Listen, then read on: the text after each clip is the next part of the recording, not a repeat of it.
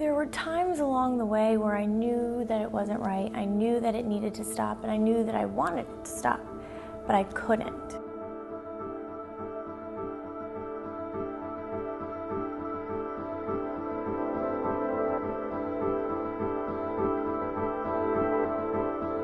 It was kind of like the elephant in the room. Everybody knew it was there, and it may or may not happen, but it was almost like it was okay.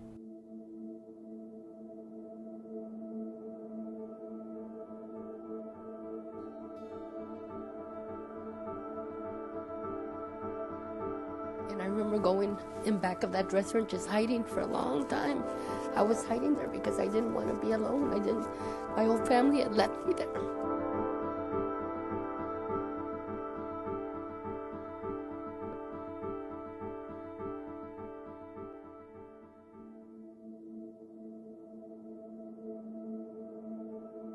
This is our family, and this is our business, and we take care of this, and we don't talk about it, and you don't tell anybody, and we'll deal with it.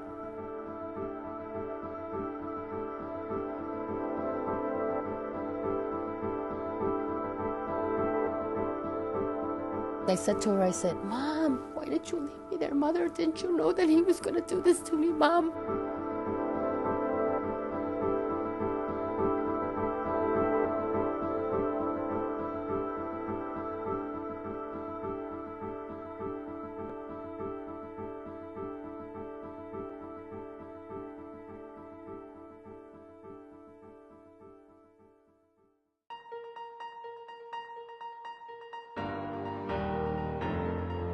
From inside my childhood, it was not what people would expect.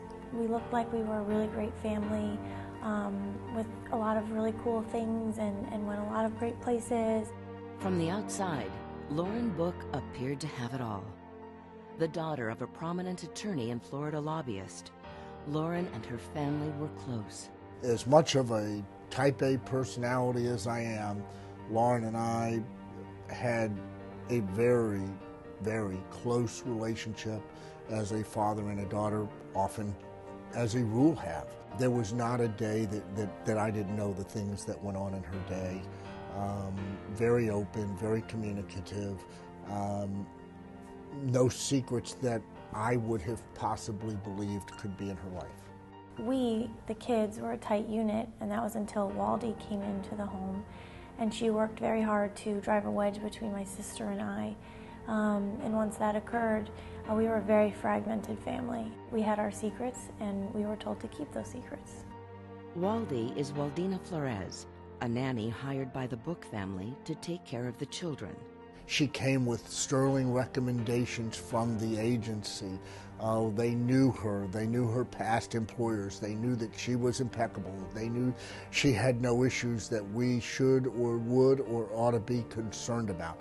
We felt like at the point in time that she was coming into the house was a time at which she could help the children with their studies. She could have fooled anybody. And I would just suggest to you that people who have bad motives can usually come off one way, but they can be something very different. Waldy's motives were different. As she began working with the Book family, she victimized Lauren in multiple ways. The abuse from Waldy was three parts. There was the physical abuse when she didn't get the sex that she wanted or the things that she wanted. And that would include beating me up, throwing me downstairs, pulling my hair, anything that she could do. She never hit me where people would see. There was the verbal abuse. Never thought that I was good enough, never thought that I was worthy of anything. You steal a child's identity when this happens. So I never thought that I was worth even talking about it. And the sexual abuse, she used objects, she, defecated on me, urinated on me, anything that she wanted to do to further her, her sexual pleasure, gratification, and anything that would give her that end. Sexual abuse doesn't always come from outside the home. Statistics show 90% of child victims know their offender, with almost half of the offenders being a family member. This abuse also crosses all economic boundaries.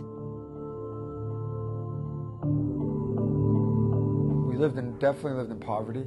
You know, my mother was on public assistance, and you know, my father worked, or I guess off the books, and I had two older brothers, and life was it was interesting. With both parents trying to make ends meet, Roberto would be left in the care of another family member who began abusing him at an early age. I was put under his care, we were playing, he was taking care of me, we started wrestling. And to not get too dramatic and too back into that moment, he raped me. And for a long, long time, I would tell myself that I didn't, that I wasn't raped, that I let that happen to me, that nothing happened to me that I didn't let happen to me. And then it became kind of a casual thing. And then it wasn't so much forced anymore as it was coerced. And then I can remember even as a child looking for that same affection then. Afterwards, getting used to it, and actually wanting it. Because it was a form of affection, it was a form of love. There was so much incest going on in my family that I wasn't like the only victim. It was like, you know, don't go to Uncle Johnny's room alone. You know what I mean? Like, family knew, we knew. And it was, you know, you don't talk about it. You know, you watch the kids, you try to be careful, but everyone commingled. Like Roberto, Susan Rubio Rivera was also victimized by members of her own family. A third-generation Mexican-American, Susan's childhood was shattered from the very beginning. I was 5 years old when my mother finally decided to leave my dad, who was very abusive. There isn't a whole lot of memories other than just bad stuff, because we were all witnesses of the domestic violence and the beatings that my mother suffered. What I can remember, it happened, I think, right after we started living with my grandpa. My grandpa also was a Mexican-American, Mexicano, very controlling, very domineering. All the family would be in this one little room, sitting room, watching TV, and he would be here in front of everybody. He would sit there, and then he would sit one of us on his lap, and then he would put a blanket over him, and he would start abusing us in front of everybody. I don't know if anybody knew what was going on. Now as an adult, I think back to those times and I say, how could you not know? How could you not know? In trying to come to terms with these devastating experiences, victims undergo a range of emotions. Defining sexual abuse can often be the first step to understanding it. Sexual abuse is not about sex. It is an act of aggression, and it has to do with power and control over another person. It is never the victim's fault. This power and control begins with a process called grooming, in which the victim is manipulated by the abuser in order to achieve his or her goals. Grooming is a gradual process that a perpetrator will develop with the victim. They will take the victim to special places, special activities, maybe be involved in their extracurricular activities or school. The perpetrator will give them special treats, buy them gifts, make them feel they're special, and build that emotional bond with the victim. Basically, it would be a hug, a long touch. I didn't say anything. She knew when she did those little things to test boundaries, to test the relationship, that I didn't go talk to my parents. And it's not just with touching, it's special attention. It's getting to sit in the front seat all the time. It's extra dessert. It's 10 minutes more of TV, 20 minutes more of TV, which to you or I at this point doesn't seem like a big deal, but to a child it does, especially to a child who's starving for attention. She also worked on her grooming process with my parents. They could always trust her. They knew that they could. She stopped taking days off, so she was always there at the house, making sure that everything was okay. As this grooming process evolves into abuse, the effects can manifest in a variety of ways depending on a person's nature. Each person responds to the sexual abuse in their own way. However, there are three basic behaviors that we do categorize it into, and that is the sexualized behavior, the internalized behavior, and the externalized behavior. For externalized behavior, which we often find in boys, there you see more aggressive acting out, more maybe hurting themselves or hurting others, having difficulty with authority, getting into trouble with the law, possibly breaking things, becoming physically aggressive just in general. And by the 6th grade, I was convicted for my first felony on attempted murder charges. I had stabbed the young man because he had hit me. And I mean, you know, while all this is going on, I was in a sexual pedophilic relationship with a 50-year-old man. As a way to cope with the turmoil inside of him, Roberto began to act out. I would have different masks. I would have different outfits I would wear. Through my adolescence, one of the outfits I wore was promiscuity. I became very promiscuous with young ladies. You know, I had to have a lot of girlfriends to validate my masculinity, to make me feel like a man, to be rid of the feelings that somehow, am I homosexual, am I heterosexual? One of the other masks was aggression, hostility, you know, anger, rage. You know, if I'm the toughest, if I'm the baddest, you're not gonna touch me. You can't get close enough to me to be intimate with me to hurt me again. The internalized behavior, which we often find more with girls, is where they may socially withdraw.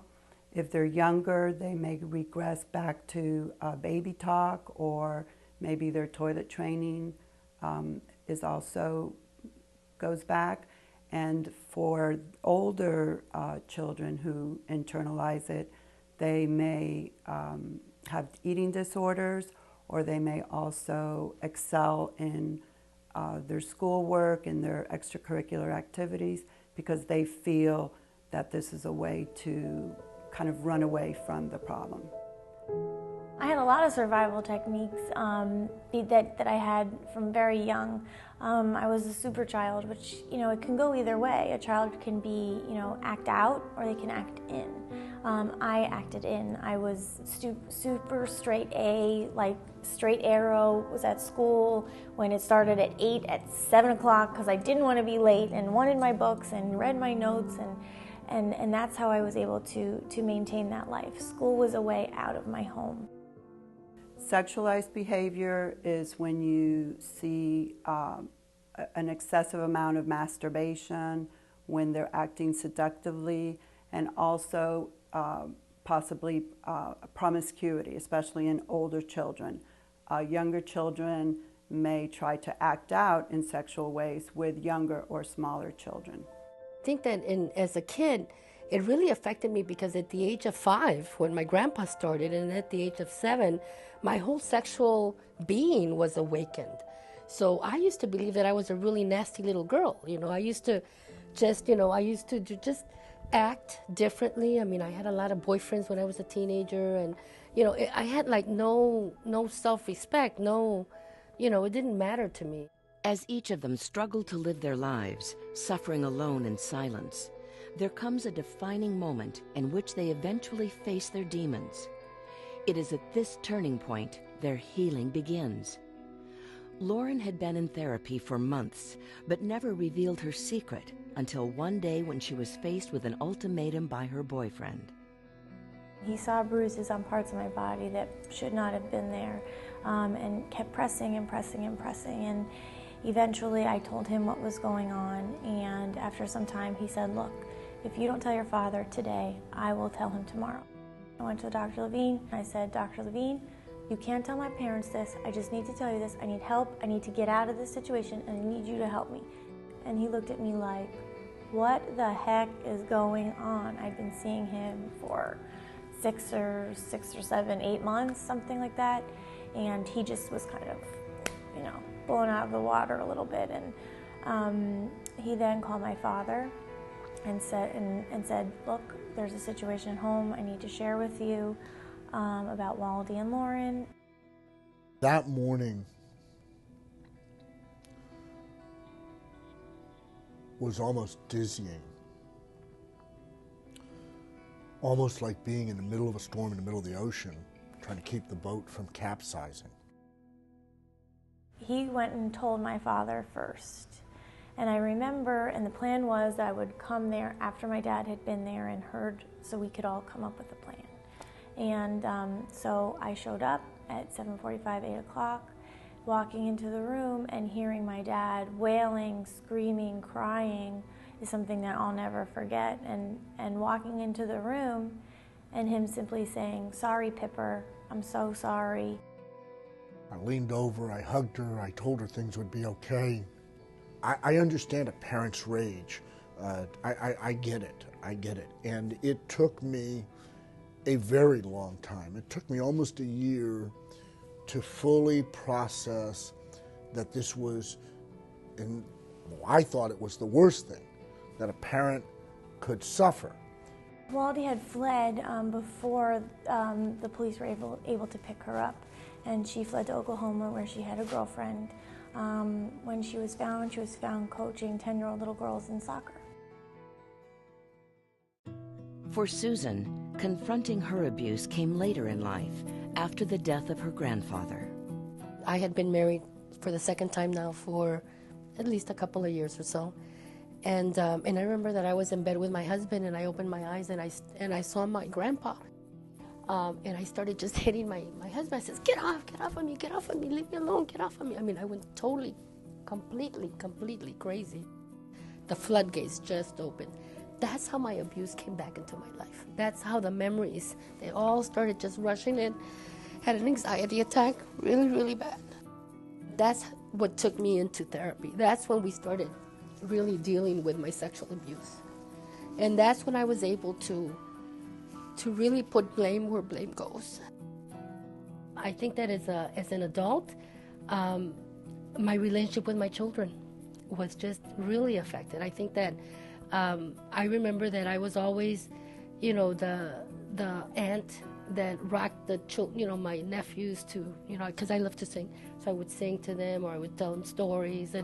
But after a while, after they got to a certain age, the age of 7, I couldn't anymore. I mean, I was so scared that I was going to grow up abusing my own children.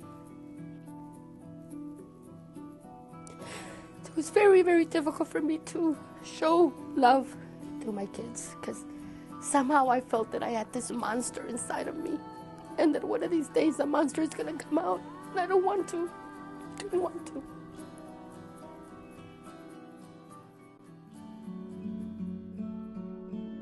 Having never really dealt with his sexual abuse, Roberto, now a parent himself, was forced to face his worst fears when his 3-year-old daughter revealed to him an inappropriate game she was taught by another family member.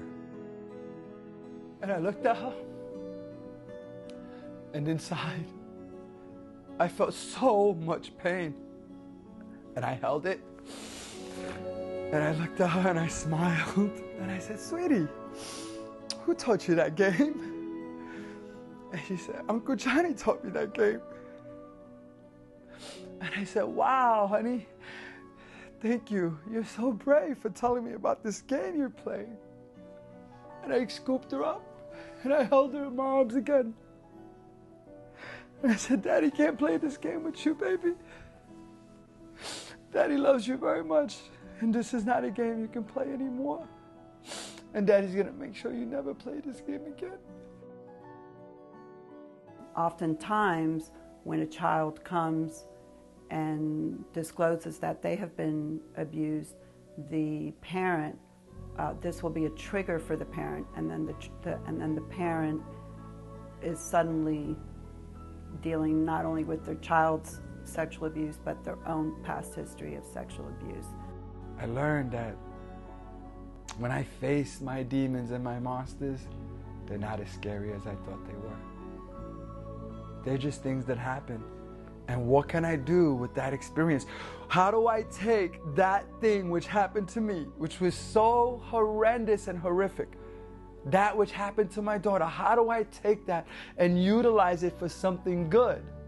I do is I help other people to heal. I tell my story, and I let men know that we heal, we recover, we get better, that the lie is dead, that we are loving, caring, gentle, compassionate, understanding, empathetic, gentle, soft men who can stand strong and be right. Standing beside Roberto during his transformation is his life partner, Susan Barbini. Their relationship has been nothing short of a whirlwind experience, with both of them learning how to navigate their feelings through the lasting effects this abuse has left behind. He has so many different facets of who he is. He's very strong, very powerful. There's a part of Roberto that's very frightened to be vulnerable. There's so many different things. I know the kind, compassionate, understanding, caring, dynamic, powerful, Victor, beautiful man that he is. I allow people to get to know who I am. I welcome you into my home and I say, this is it. This is how I live. Nothing's hidden. Everything is laid out so everybody could see. And that's one of the ways. His continued willingness and desire to be better, to touch the community, to touch people's lives. I mean, I love that about him, so that inspires me, and that's pretty much who I am. So I think together we work very well together because that's what we love to do. We love to talk to people, we love to share, we love to bring people to a better place, at the same time as continually reaching out to bring ourselves to a better place. Changing lives seemed to be the destiny for Susan. Years of working for a nonprofit community agency helping migrant workers led her to open her own organization 15 years ago called Mujer, a one-stop domestic violence and sexual assault treatment center, providing comprehensive services to victims of abuse. My purpose is when I leave Mujer, Mujer is going to be in a place where it's an institution. It's going to be here forever. So people come and go, but the institution has to stay, because the institution is, I think, what really makes a difference. She's taken her agony and transformed it into something so powerful and so beautiful that she helps so many people. There's this tremendous feeling of empathy that goes out, and there's an enormous sense of respect. What you want to try to do in any community is to begin the dialogue, because if there is no dialogue, then you're not going forward at all. So, I mean, I think that's what we've done really, really well, is to incorporate the voice of people that have always been considered as voiceless or not having a voice into something that works.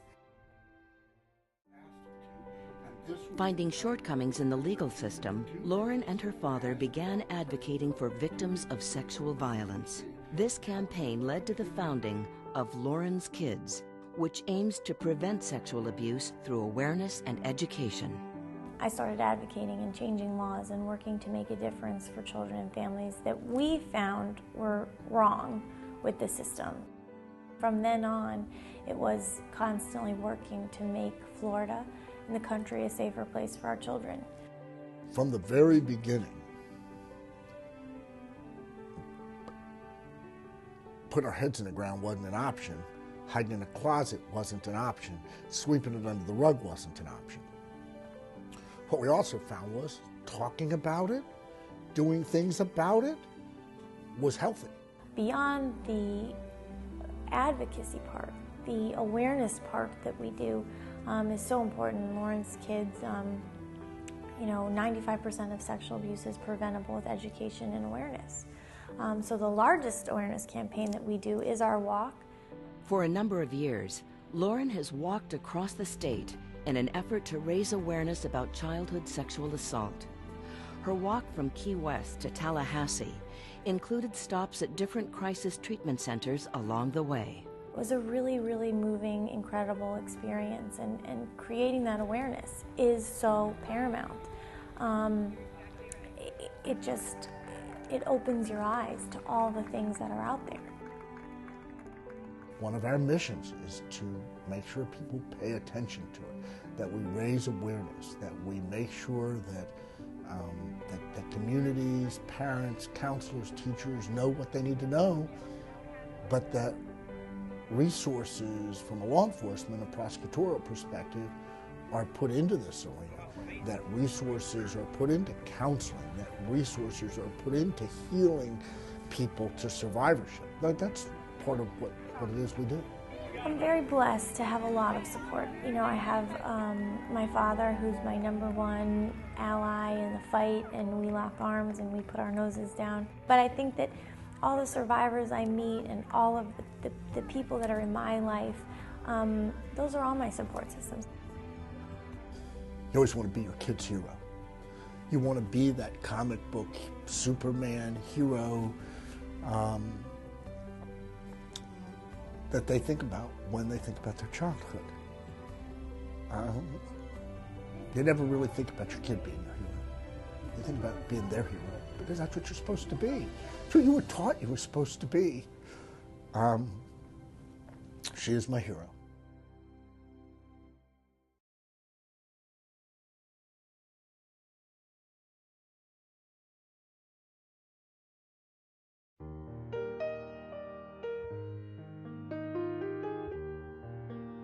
We have to bring it out in the open. That's the only way that we're going to be able to save children, especially children.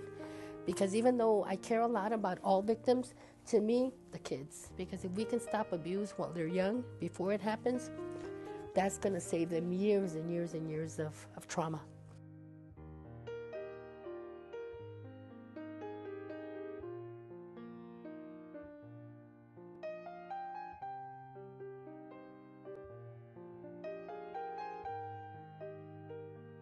I will never forget the horrors of what happened to me, but they don't make me who I am.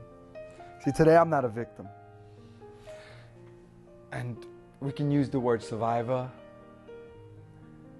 but I am a victor because I have overcome. I've overcome that which, for most of us, keeps us trapped.